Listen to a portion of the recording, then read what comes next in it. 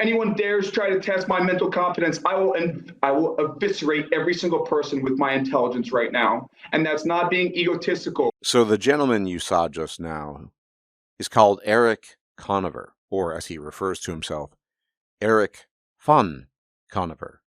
That fun is, by the way, artificial. I think he does originally have a Dutch background, as in his surname is Dutch, but you only insert the fun to give the impression that you're some sort of nobility or that sort of thing. And frankly speaking, it's rather obvious that he's not of noble stock.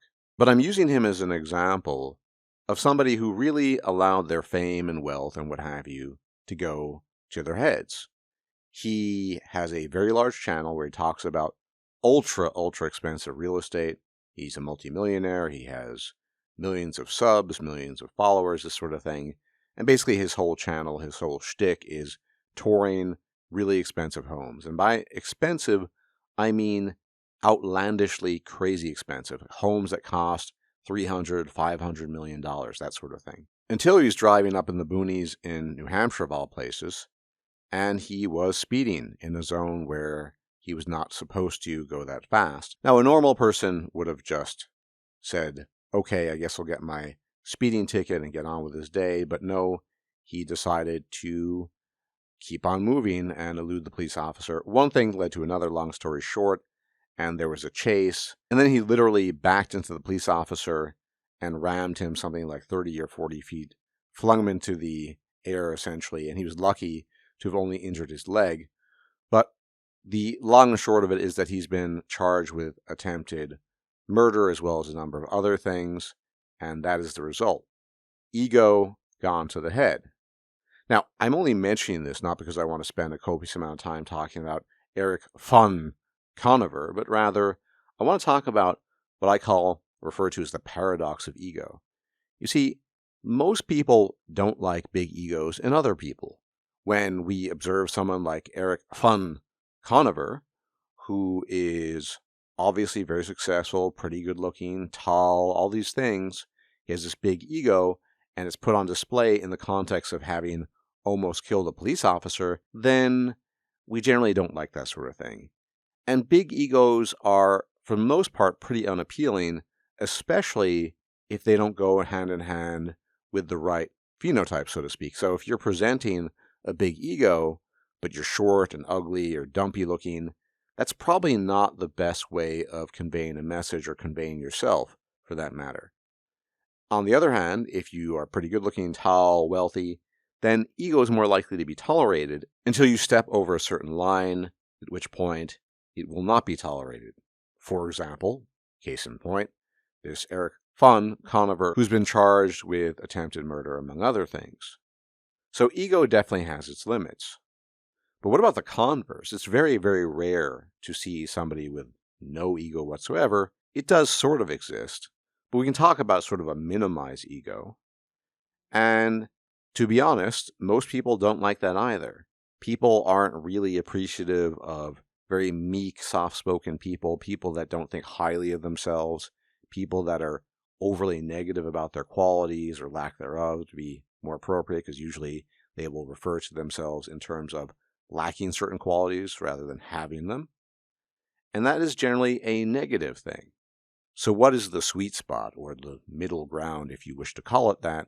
That would be something akin to, I don't know, being confident. And of course you could write a doctoral thesis about what that even means, being confident. It doesn't really mean anything in some contexts. It just means looking good and reaping the benefits of looking good. But in other cases, it can mean something to the effect of presenting yourself in a way that is convincing but not over the top. So you're confident because you develop certain skills in a certain field. You have a degree of expertise, or at least a great deal of familiarity. And so you can talk about it with confidence, and you can talk about it competently above all. And this is definitely a thing that can exist. But what I am referring to in terms of the paradox of ego is that in an evolutionary sense, ego is kind of necessary. And we see this on stark display in individuals who have very, very little ego, as in they don't think highly of themselves, they're very demure, they're meek, they don't really come across as people who are quote-unquote confident, or people that for that matter, you would trust. Now, you know the term con man originally comes from confidence man, and so therein lies the rub. The fact that con men are at times convincing is a testament to the reality that some degree of ego, even large ego, can be very effective at getting other people to do what you want them to do.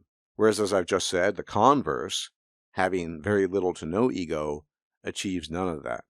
And in an evolutionary sense, obviously, having an ego is very beneficial because ego is essential to survival, to asserting your importance and therefore your status within a tribe, within a group, ranging from things like first dibs on a huge mammoth meal, if you will, to asserting social dominance within dominance hierarchy, to especially mate selection and mate procurement. Because if you have a big ego and you can somewhat back that up, and you're a man, women obviously will be drawn to that because of status signals and status projection. So ego is an important feature in an evolutionary sense, and you kind of need to have it for those reasons. But obviously, there are some problems when it comes to ego. Those problems being the ones I've mentioned. You can have an ego that is far too large, an ego that is too big for your britches, so to speak.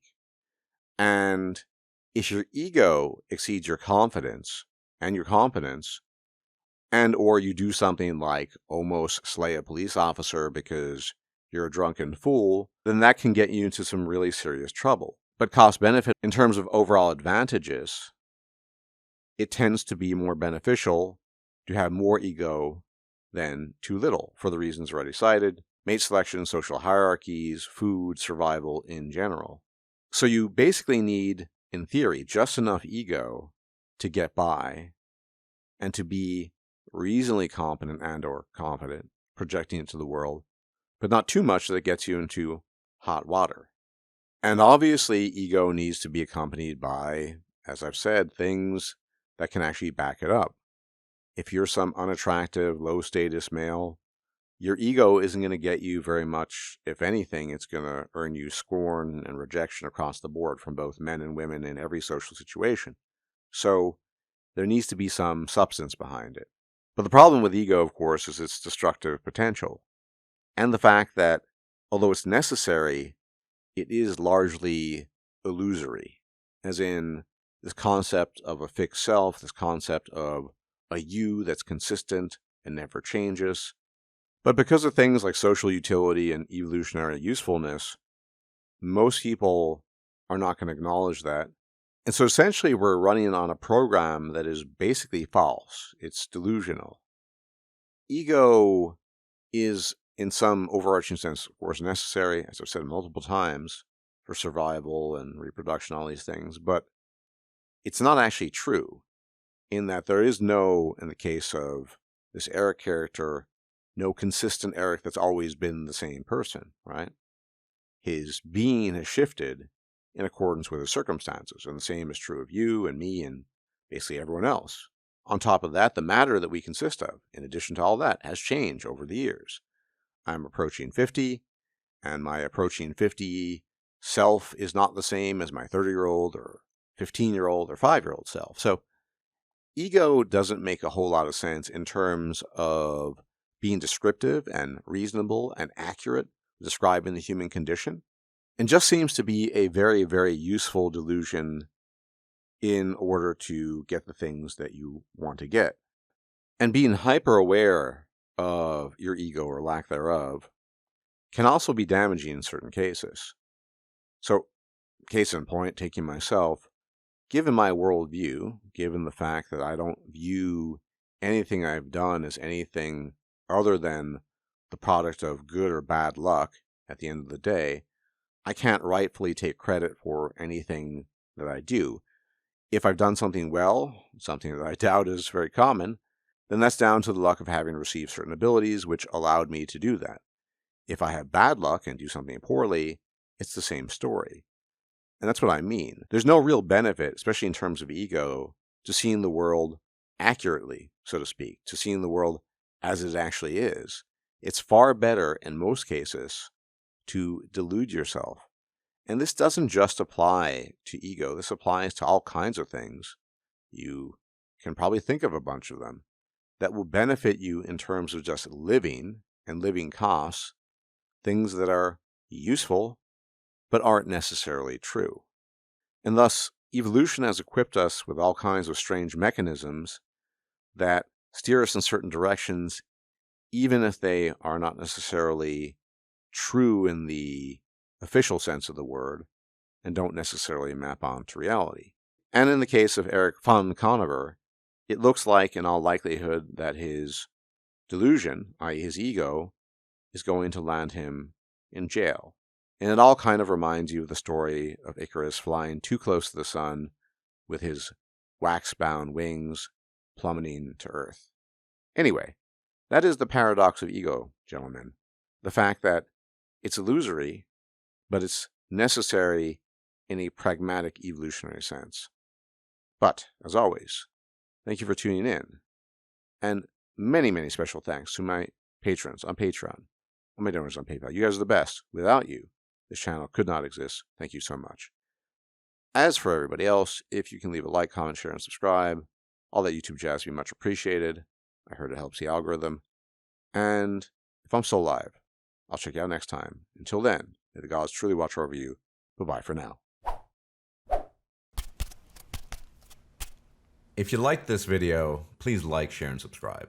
And if you enjoy my content, please consider making a donation or becoming a patron. Thanks for watching.